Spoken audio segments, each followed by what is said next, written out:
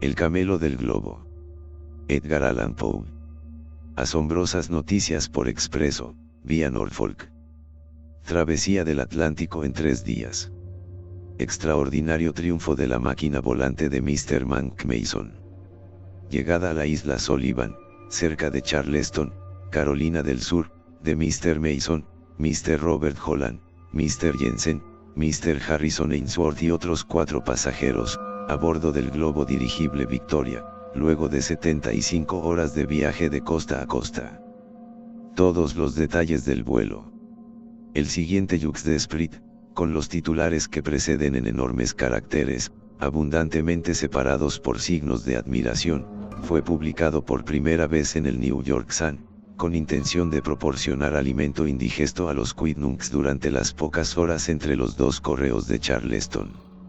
La conmoción producida y el arrebato del único diario que traía las noticias fue más allá de lo prodigioso, y, para decir la verdad, si el Victoria no efectuó el viaje reseñado, como aseguran algunos, difícil sería encontrar razones que le hubiesen impedido llevarlo a cabo. El gran problema ha sido, por fin, resuelto. Al igual que la tierra y el océano, el aire ha sido sometido por la ciencia y habrá de convertirse en un camino tan cómodo como transitado para la humanidad. El Atlántico ha sido cruzado en globo. Sin dificultad, sin peligro aparente, con un perfecto dominio de la máquina, y en el periodo inconcebiblemente breve de 75 horas de costa a costa. Gracias a la decisión de uno de nuestros representantes en Charleston, Carolina del Sur, somos los primeros en proporcionar al público una crónica detallada de este viaje extraordinario, efectuado entre el sábado 6 del corriente, a las 11 am, y el jueves 9, a las 2 pm, por Sir Everard Bringhurst, Mr. Ashburn, sobrino de Lord Bentinck, Mr. Monk Mason y Mr. Robert Holland, los afamados aeronautas, Mr. Harrison Ainsworth, autor de Jack Shepherd y otras obras, Mr. Jensen, diseñador de la reciente y fracasada máquina voladora, y 2 marinos de Bullwig, 8 personas en total. Los detalles que siguen pueden considerarse auténticos y exactos en todo sentido, pues, con una sola excepción, fueron copiados verbatim de los diarios de navegación de los señores Monk Mason y Harrison Ainsworth, a cuya gentileza debe nuestro corresponsal muchas informaciones verbales sobre el globo, su construcción y otras cuestiones no menos interesantes. La única alteración del manuscrito recibido se debe a la necesidad de dar forma coherente e inteligible a la apresurada reseña de nuestro representante, Mr. Forsyth. El globo, 2 notorios fracasos recientes, los de Mr. Jensen y Sir George Cayley, habían debilitado mucho el interés público por la navegación aérea. El proyecto de Mr. Henson, que aún los hombres de ciencia consideraron al comienzo como factible, se fundaba en el principio de un plano inclinado, lanzado desde una eminencia por una fuerza extrínseca que se continuaba luego por la revolución de unas paletas que en forma y número semejaban las de un molino de viento. Empero, las experiencias practicadas con modelos en la Adelaide Gallery mostraron que la revolución de aquellas paletas no solo no impulsaba la máquina, sino que impedía su vuelo. La única fuerza de propulsión evidente era el ímpetu adquirido durante el descenso por el plano inclinado, y este ímpetu llevaba más lejos a la máquina cuando las paletas estaban inmóviles que cuando funcionaban, hecho suficientemente demostrativo de la inutilidad de estas últimas. Como es natural, en ausencia de la fuerza propulsora, que era al mismo tiempo sustentadora, la máquina se veía obligada a descender. Esta última consideración movió a Sir George Cayley a adaptar una hélice a alguna máquina que tuviera una fuerza sustentadora independiente, en una palabra, a un globo. Aquella idea no solo tenía la novedad de su especial aplicación práctica. Sir George exhibió un modelo en el Instituto Politécnico. El principio propulsor se aplicaba aquí a superficies discontinuas o paletas giratorias. El aparato tenía 4 paletas, que en la práctica resultaron completamente ineficaces para mover el globo o ayudarlo en su ascensión. El proyecto resultó, pues, un fracaso completo. En esta coyuntura, Mr. Monk Mason, cuyo viaje de Dover a Weilburg a bordo del globo Nassau provocara tanto entusiasmo en 1837, concibió la idea de aplicar el principio de la rosca o hélice de Arquímedes a los efectos de la propulsión en el aire, atribuyendo correctamente el fracaso de los modelos de M.R. Henson y de Sir George Kelly a la interrupción de la superficie en las paletas independientes. Llevó a cabo la primera experiencia pública en los salones de Billis, pero más tarde trasladó su modelo a la Adelaide Gallery. A semejanza del globo de Sir George, su globo era elipsoidal. Tenía 13 pies y 6 pulgadas de largo por 6 pies y 8 pulgadas de alto. Contenía unos 320 pies cúbicos de gas. Si se introducía hidrógeno puro, este podía soportar 21 libras inmediatamente después de haber sido inflado el globo, antes de que el gas se estropeara o escapara. El peso total de la máquina y el aparato era de 17 libras, dejando un margen de unas 4 libras. Por debajo del centro del globo había una armazón de madera liviana de unos 9 pies de largo, unida al globo por una red como las que se usan habitualmente para ese fin. La barquilla, de mimbre hallábase suspendida del armazón. La hélice consistía en un eje hueco de bronce de 18 pulgadas de largo, en el cual, sobre una semiespiral inclinada en un ángulo de 15 grados, pasaba una serie de radios de alambre de acero de 2 pies de largo, que se proyectaban a un pie de distancia a cada lado. Dichos radios estaban unidos en sus puntos por 2 bandas de alambre aplanado, constituyendo así el armazón de la hélice, la cual se completaba mediante un forro de seda impermeabilizada, cortada de manera de seguir la espiral y presentar una superficie suficientemente unida. La hélice hallábase sostenida en los 2 extremos de su eje por brazos de bronce, que descendían del armazón superior. Dichos brazos tenían orificios en la parte inferior, donde los pivotes del eje podían girar libremente. De la porción del eje más cercana a la barquilla salía un vástago de acero que conectaba la hélice con el engranaje de una máquina resorte fijada en la barquilla. Haciendo funcionar este resorte o cuerda se lograba que la hélice girara a gran velocidad, comunicando un movimiento progresivo a la aeronave. Gracias a un timón se hacía tomar a esta cualquier rumbo. El resorte era sumamente fuerte comparado con sus dimensiones y podía levantar 45 libras de peso sobre un rodillo de 4 pulgadas de diámetro en la primera vuelta, aumentando gradualmente su poder a medida que adquiría velocidad. Pesaba en total 8 libras y 6 onzas. El gobernalle consistía en un marco liviano de caña cubierto de seda, parecido a una raqueta, tenía 3 pies de largo y un pie en su parte más ancha. Pesaba 2 onzas. Podía colocárselo horizontalmente, haciéndolo subir y bajar, y moverlo a derecha e izquierda verticalmente, con lo cual permitía al aeronauta transferir la resistencia del aire determinada por su inclinación hacia cualquier lado y hacer que el globo se moviera en dirección opuesta. Este modelo, que por falta de tiempo hemos descrito imperfectamente, fue ensayado en la Adelaide Gallery, donde alcanzó una velocidad de 5 millas horarias. Aunque parezca extraño, provocó muy poco interés comparado con la anterior y complicada máquina de Mr. Henson, tan dispuesto se muestra el mundo a despreciar toda cosa que se presente llena de sencillez. Para llevar a cabo el gran desideratum de la navegación aérea, se suponía en general que debería llegarse a la complicada aplicación de algún profundísimo principio de la dinámica. Empero, tan satisfecho se sentía Mr. Mason del buen resultado de su invención, que resolvió construir inmediatamente, si era posible, un globo de capacidad suficiente para probar su eficacia en un viaje bastante extenso. La intención original consistía en cruzar el Canal de la Mancha, como se había hecho anteriormente en el globo Nassau. A fin de llevar su proyecto a la práctica, solicitó y obtuvo el patronazgo de Sir Everard Bringhurst y de Mr. Osborne, caballeros bien conocidos por su saber científico y el interés que demostraban por los progresos de la navegación aérea. A pedido de Mr. Osborne, el proyecto fue mantenido en el más riguroso secreto, y las únicas personas al tanto de la idea fueron aquellas que se ocuparon de la construcción de la máquina.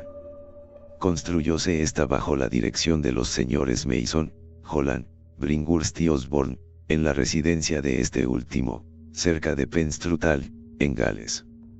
Mr. Henson, así como su amigo Mr. Ainsworth, fueron admitidos a una exhibición privada del globo el sábado pasado, cuando ambos caballeros hacían sus preparativos para ser incluidos entre los pasajeros del globo. No se nos ha dado la razón por la cual estos caballeros se agregaron a la expedición, pero dentro de 1 o 2 días haremos conocer a nuestros lectores los menores detalles concernientes al extraordinario viaje. El globo es de seda, barnizado con goma o caucho líquido. De vastas dimensiones, contiene más de 40.000 pies cúbicos de gas. Dado que se utilizó gas de alumbrado en vez de hidrógeno, mucho más costoso, el poder sustentatorio de la aeronave, completamente inflada y poco después, no sobrepasa las 2.500 libras. El gas de alumbrado no solo resulta mucho más barato, sino que es fácilmente obtenible y manejable. Debemos a Mr. Charles Green el uso del gas de alumbrado para los fines de la aeronavegación. Hasta su descubrimiento, la inflación de los globos no solo era sumamente cara, sino de incierto resultado. Con frecuencia se empleaban 2 o 3 días en fútiles tentativas para procurarse suficiente cantidad de hidrógeno para llenar un globo, del cual este gas tiene gran tendencia a escapar debido a su extremada tenuidad y a su afinidad con la atmósfera circundante. Un globo suficientemente impermeable como para conservar su contenido de gas de alumbrado durante 6 meses, apenas alcanzará a mantener 6 semanas una carga equivalente de hidrógeno. Habiéndose calculado la fuerza de sustentación en 2.500 libras, y el peso de todos los viajeros en 1.200, quedaba un excedente de 1.300, de los cuales 1.200 se integraron con lastre, preparado en sacos de diferente tamaño, cada uno con su peso marcado, cordajes, barómetros, telescopios, barriles con provisiones para una quincena, tanques de agua, abrigos, sacos de noche y otras cosas indispensables, incluido un calentador de café que funcionaba por medio de calorías viva, evitando así por completo el uso del fuego, justamente considerado como muy peligroso. Todos estos artículos, salvo el lastre y unas pocas cosas, fueron suspendidos del armazón superior. La barquilla es proporcionalmente mucho más pequeña y liviana que la que se había colocado en el primer modelo en escala reducida. Se la construyó de mimbre liviano y extraordinariamente fuerte a pesar de su frágil aspecto. Tiene unos 4 pies de profundidad. El gobernalle es mucho más grande que el del modelo, mientras la hélice es bastante más pequeña. El globo está provisto de un ancla con varios ganchos y una cuerda guía. Esta última es de excepcional importancia y requiere algunas palabras explicativas para aquellos lectores que no se hallan al tanto de la misma. Tan pronto el globo se aleja de la Tierra, queda sometido a diversas circunstancias que tienden a crear una diferencia en su peso, aumentando y disminuyendo su fuerza ascensional. Por ejemplo, en la seda puede depositarse el rocío, hasta pesar varios cientos de libras. Preciso es entonces arrojar lastre, pues de lo contrario la aeronave descenderá. Arrojado el lastre, si el sol hace evaporar el rocío, dilatando al mismo tiempo el gas del globo, este volverá a ascender. Para impedirlo, el único recurso posible, hasta que Mr. Green inventó la cuerda guía, consistía en dejar escapar un poco de gas por medio de una válvula. Pero la pérdida de gas supone una pérdida equivalente de poder ascensional, vale decir que después de un periodo relativamente breve el globo mejor construido agotará sus recursos y tendrá que descender. Esto constituía hasta entonces el gran obstáculo para los viajes largos. La cuerda guía remedia esta dificultad de la manera más simple que imaginarse pueda. Consiste en una soga muy larga que cuelga de la barquilla, destinada a impedir que el globo varíe de altitud bajo ninguna circunstancia. Si, por ejemplo, se deposita humedad en la cubierta de seda y la aeronave empieza a descender, no será necesario arrojar lastre para compensar este aumento de peso, sino que bastará soltar la soga hasta que arrastre por el suelo todo lo necesario para establecer el equilibrio. Si, por el contrario, alguna otra circunstancia ocasionara un aligeramiento del globo y su consiguiente ascenso, se lo contrarresta recogiendo cierta cantidad de soga, cuyo peso se agrega entonces al del globo.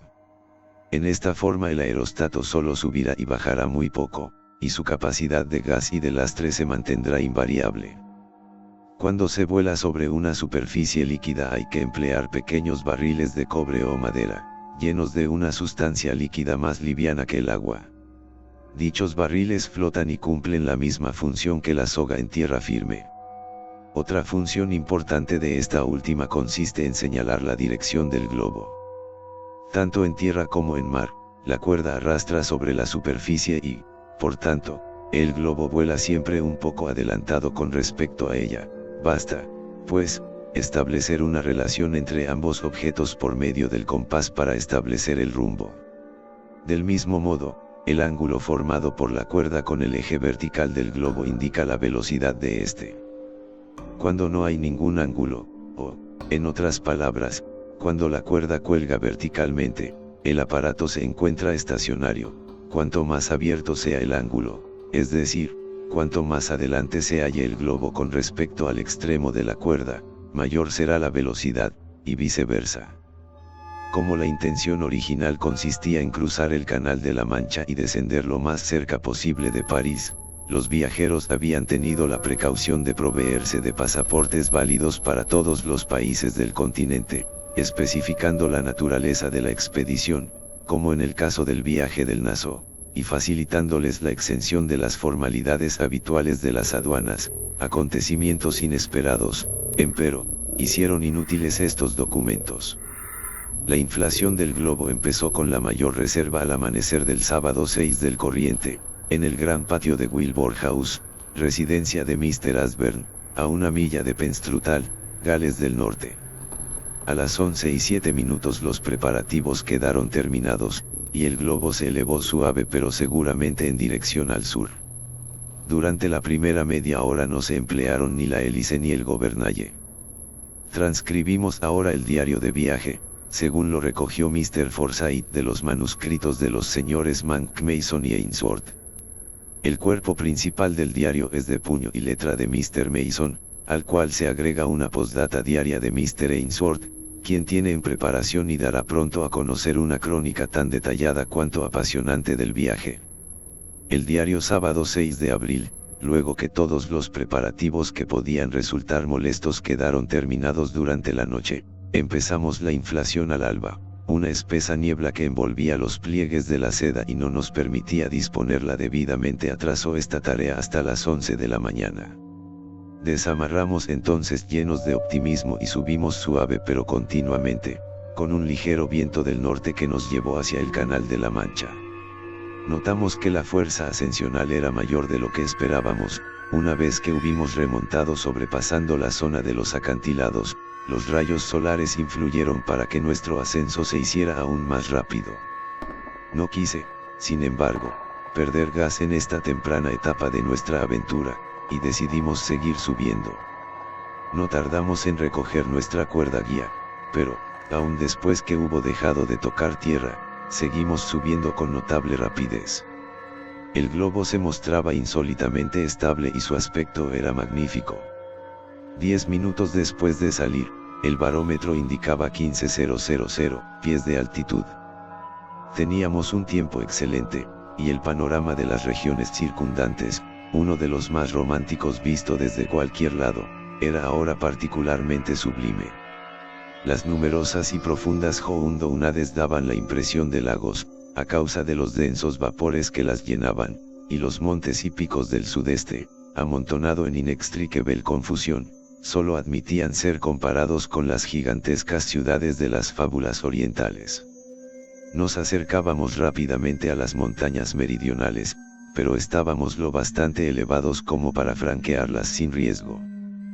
Pocos minutos después las sobrevolamos magníficamente. Tanto Mr. Ainsworth como los dos marinos se sorprendieron de su aparente pequeñez vistas desde la barquilla, ya que la gran altitud de un globo tiende a reducir las desigualdades de la superficie de la Tierra hasta dar la impresión de una continua llanura. A las 11:30, derivando siempre hacia el sur, tuvimos nuestra primera visión del canal de Bristol. 15 minutos más tarde, los rompientes de la costa se hallaban debajo de nosotros, e iniciábamos el vuelo sobre el mar. Resolvimos entonces soltar suficiente gas como para que nuestra cuerda guía, con las boyas atadas al extremo, tomara contacto con el agua. hízose así de inmediato e iniciamos un descenso gradual. 20 minutos más tarde nuestra primera boya tocó el agua y, cuando la segunda estableció a su vez contacto, quedamos a una altura estacionaria. Todos estábamos ansiosos por probar la eficacia del gobernalle y de la hélice, y los hicimos funcionar inmediatamente a fin de acentuar el rumbo hacia el este, en dirección a París. Gracias al timón, no tardamos en desviarnos en ese sentido, manteniendo el rumbo casi en ángulo recto con el del viento. Luego hicimos funcionar el resorte de la hélice y nos regocijamos muchísimo al comprobar que nos impulsaba exactamente como queríamos. En vista de ello lanzamos 9 hurras de todo corazón y arrojamos al mar una botella conteniendo un pergamino donde se describía brevemente el principio de la invención. Apenas habíamos terminado de expresar nuestro contento, cuando un accidente inesperado nos descorazonó muchísimo. El vástago de acero que conectaba el resorte con la hélice se salió bruscamente de su lugar en la barquilla, a causa de un balanceo de la misma, ocasionado por algún movimiento de uno de los marinos que habíamos embarcado con nosotros, y quedó colgando lejos de nuestro alcance, tomado en el pivote del eje de la hélice. Mientras tratábamos de recuperarlo, y nuestra atención se hallaba por completo absorbida en esto, nos tomó un fortísimo viento del este que nos llevó con fuerza creciente rumbo al Atlántico. Pronto nos encontramos volando a un promedio que ciertamente no era inferior a 50 o 60 millas por hora, tanto que llegamos a la altura de Cape Clear, situado a unas 40 millas al norte, antes de haber asegurado el vástago y tener una idea clara de lo que ocurría. Fue entonces cuando Mr. Ainsworth formuló una propuesta extraordinaria, pero que en mi opinión no tenía nada de irrazonable o de quimérica, y que fue inmediatamente secundada por Mr. Holland. Quiero decir que aprovecháramos la fuerte brisa que nos impulsaba y, en lugar de retroceder rumbo a París, hiciéramos la tentativa de alcanzar la costa de Norteamérica, la cual, cosa rara, solo fue objetada por los 2 marinos. Pero, como estábamos en mayoría, dominamos sus temores y decidimos mantener resueltamente el rumbo. Seguimos, pues, hacia el oeste, pero como el arrastre de las boyas demoraba nuestro avance y teníamos perfecto dominio sobre el globo, tanto para subir como para bajar, empezamos por desprendernos de 50 libras de lastre y luego, por medio de un cabrestante, recogimos la cuerda hasta conseguir que no tocara la superficie del mar. Inmediatamente notamos el efecto de esta maniobra, pues aumentó nuestra velocidad y, como el viento acreciera, volamos con una rapidez casi inconcebible. La cuerda guía flotaba detrás de la barquilla como un gallardete en un navío. De más está decir que nos bastó poquísimo tiempo para perder de vista la costa. Pasamos sobre cantidad de navíos de toda clase, algunos de los cuales trataban de navegar a la bolina, pero en su mayoría se mantenían a la capa. Provocamos el más extraordinario revuelo a bordo de todos ellos, revuelo del que gozamos grandemente, y muy especialmente nuestros 2 marineros, que, bajo la influencia de un buen trago de ginebra, se habían resuelto a tirar por la borda escrúpulo y todo temor. Muchos de aquellos barcos nos dispararon salvas, y en todos ellos fuimos saludados con sonoros hurras, que oíamos con notable nitidez, y saludos con gorras y pañuelos. Continuamos en esta forma durante todo el día sin mayores incidentes, y cuando nos envolvieron las sombras de la noche, calculamos grosso modo la distancia recorrida, encontrando que no podía bajar de 500 millas, y probablemente las excedía por mucho. La hélice funcionaba continuamente y sin duda ayudaba en gran medida a nuestro avance. Cuando se puso el sol, el viento se convirtió en un verdadero huracán y el océano era perfectamente visible a causa de su fosforescencia. El viento sopló del este toda la noche, dándonos los mejores augurios de éxito. Sufrimos muchísimo a causa del frío, y la humedad atmosférica era harto desagradable, pero el amplio espacio en la barquilla nos permitía acostarnos, y con ayuda de nuestras capas y algunos colchones pudimos arreglarnos bastante bien. P.S. Por Ainsworth, las últimas 9 horas han sido indiscutiblemente las más apasionantes de mi vida. Imposible imaginar nada más exaltante que el extraño peligro, que la novedad de una aventura como esta. Quiera Dios que triunfemos. No pido el triunfo por la mera seguridad de mi insignificante persona, sino por el conocimiento de la humanidad y por la grandeza de semejante triunfo.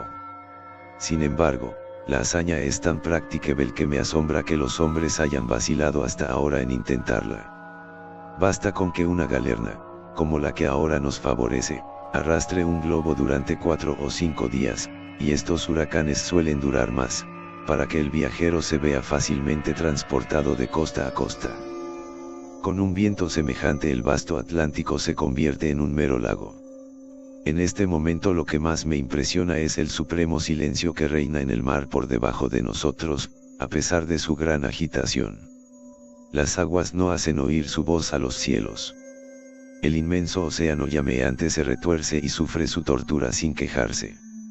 Las crestas montañosas sugieren la idea de innumerables demonios gigantescos y mudos, que luchan en una imponente agonía. En una noche como esta, un hombre vive un siglo entero de vida ordinaria, y no cambiaría yo esta arrebatadora delicia por todo ese siglo de vida común. Domingo 7, diario de Mr. Mason, a las 10 de la mañana la galerna amainó hasta convertirse en un viento de 8 o 9 nudos, con respecto a un barco en alta mar, llevándonos a una velocidad de unas 30 millas horarias. El viento ha girado considerablemente hacia el norte, y ahora, a la puesta del sol, mantenemos nuestro rumbo hacia el oeste gracias al gobernalle y a la hélice, que cumplen sus tareas de manera admirable. Considero que mi mecanismo ha tenido el mejor de los éxitos, y la navegación aérea hacia cualquier rumbo, y no a merced de los vientos, deja de ser un problema. Cierto es que no hubiéramos podido volar en contra del fuerte viento de ayer, pero, en cambio, ascendiendo, hubiésemos escapado a su influencia de haber sido ello necesario. Estoy convencido de que con ayuda de la hélice podríamos avanzar contra un viento bastante intenso. A mediodía alcanzamos una altura de 25,000 pies, luego de arrojar lastre.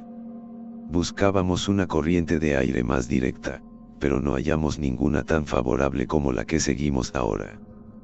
Tenemos abundante provisión de gas para cruzar este insignificante charco, aunque el viaje nos lleve 3 semanas. El resultado final no me inspira el más mínimo temor. Las dificultades de la empresa han sido extrañamente exageradas y mal entendidas.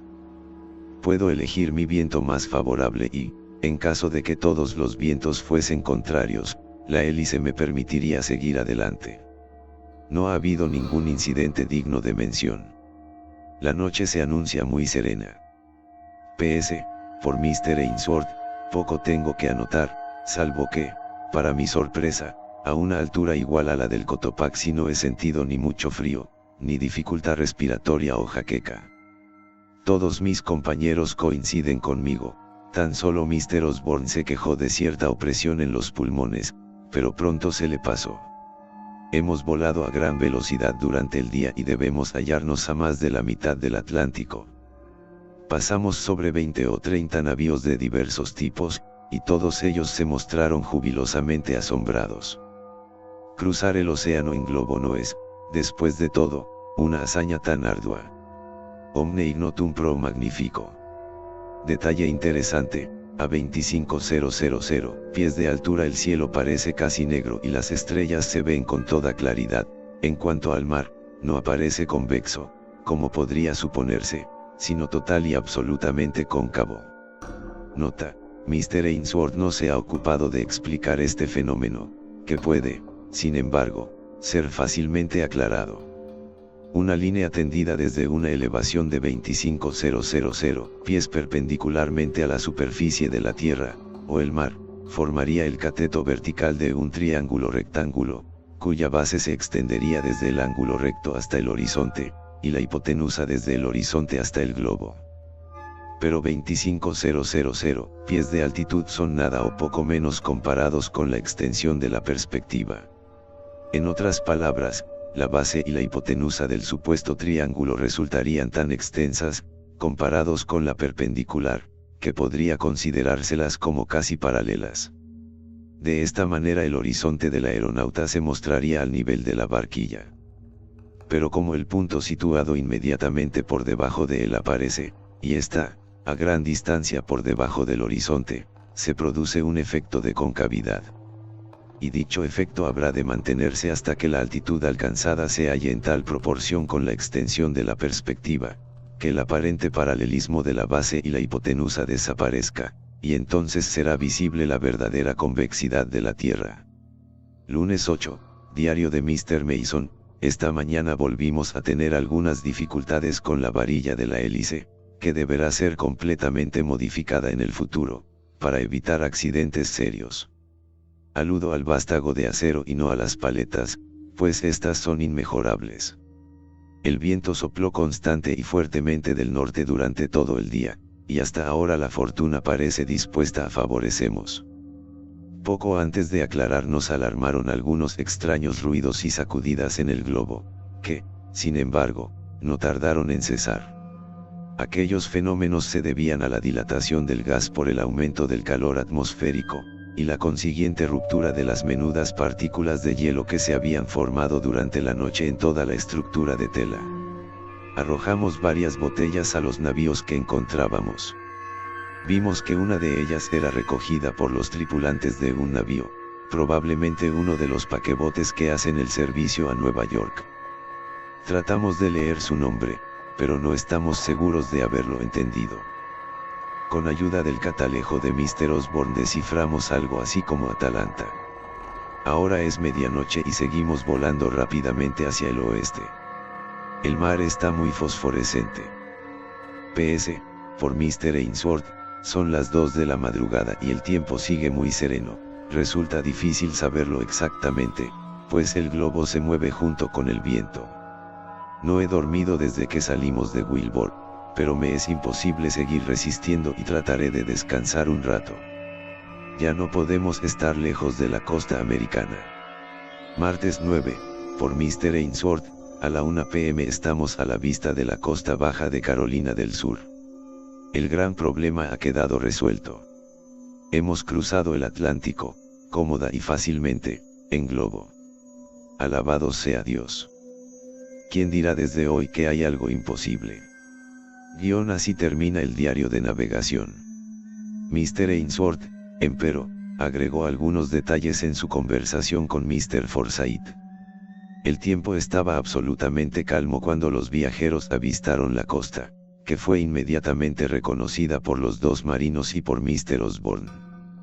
Como este último tenía amigos en el fuerte Moultrie, se resolvió descender en las inmediaciones. Hízose llegar el globo hasta la altura de la playa, pues había marea baja, y la arena tan lisa como dura se adaptaba admirablemente para un descenso, y se soltó el ancla, que no tardó en quedar firmemente enganchada. Como es natural, los habitantes de la isla y los del fuerte se precipitaron para contemplar el globo, pero costó muchísimo trabajo convencerlos de que los viajeros venían, del otro lado del Atlántico. El ancla se hincó en tierra exactamente a las 2 p.m., y el viaje se completó en 75 horas, o quizá menos, contando de costa a costa. No ocurrió ningún accidente serio durante la travesía, ni se corrió peligro alguno. El globo fue desinflado sin dificultades. En momentos en que la crónica de la cual extraemos esta narración era despachada desde Charleston, los viajeros se hallaban todavía en el fuerte Moultrie. No se sabe cuáles son sus intenciones futuras, pero prometemos a nuestros lectores nuevas informaciones, ya sea el lunes o, a más tardar, el martes. Estamos en presencia de la empresa más extraordinaria, interesante y trascendental jamás cumplida o intentada por el hombre. Vano sería tratar de deducir en este momento las magníficas consecuencias que de ella pueden derivarse. Fin.